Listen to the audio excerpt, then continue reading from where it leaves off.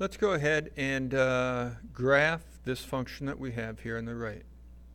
First thing we want to go ahead and do is to find the domain. To find the domain, you need to go ahead and factor the bottom. In this case, the bottom's going to factor relatively nice into an x plus 5 and an x minus 2. Your domain is always going to be all real numbers except what would cause the bottom to be 0. So you're going to say all real numbers except, in this case, we couldn't use negative 5. And then in this case here, we couldn't use 2. So that's your domain. Then we want to go ahead and find our holes and vertical asymptotes. Holes and vertical asymptotes work best if you have the top and the bottom factored. Well, we already had the bottom factored. Now all we have to do is go ahead and factor the top. So I pull out the 2, the greatest common factor, and then factor what's left. When you do that, you end up with this here.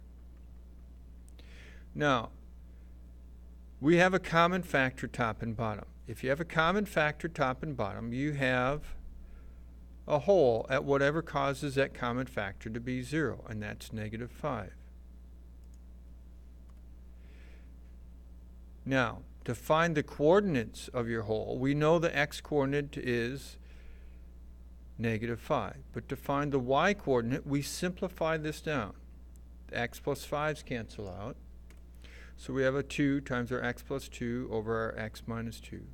All we have to do to figure out the y-coordinate of the hole is take our negative 5 and plug it into our reduced simplified function. So we plug in negative 5 there, negative 5 here, and we end up getting 6/7 for the coordinates of our hole. We also need to go ahead and look at our vertical asymptotes. Our vertical asymptotes is what causes the bottom to be 0 of the simplified function. What would cause the bottom to be 0 is 2. So our vertical asymptote would be x equals 2.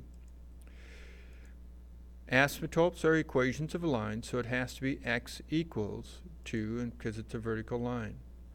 Then we want to go ahead and find our y-intercept, and that's when x is 0.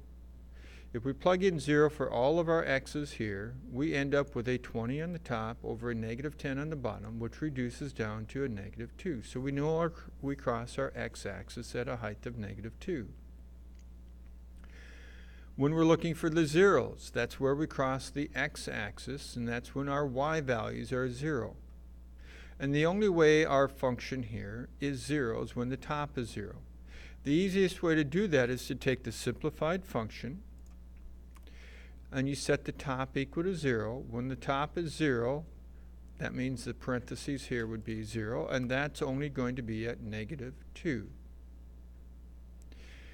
Now we need to look at our horizontal or oblique.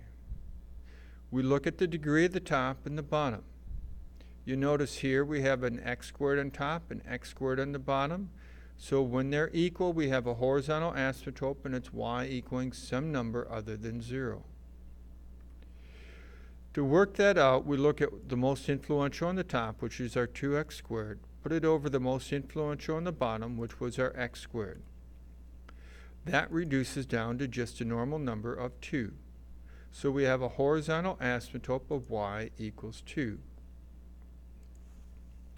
We then want to come along and we want to graph our horizontal asymptote, our vertical asymptote, our zeros, our x-intercept and our y-intercept, and our hole. When you do that, we end up with our horizontal asymptote of y equals 2 that we just figured out graphed, our vertical asymptote of x equals 2 right here. We had said our y-intercept was negative 2. We had said our 0 was negative 2, and we had our hole at negative 5, 6/7. You plot those. Then you want to go to your calculator, plug in the original function into your calculator, putting the whole top in parentheses divided by putting the whole bottom in parentheses.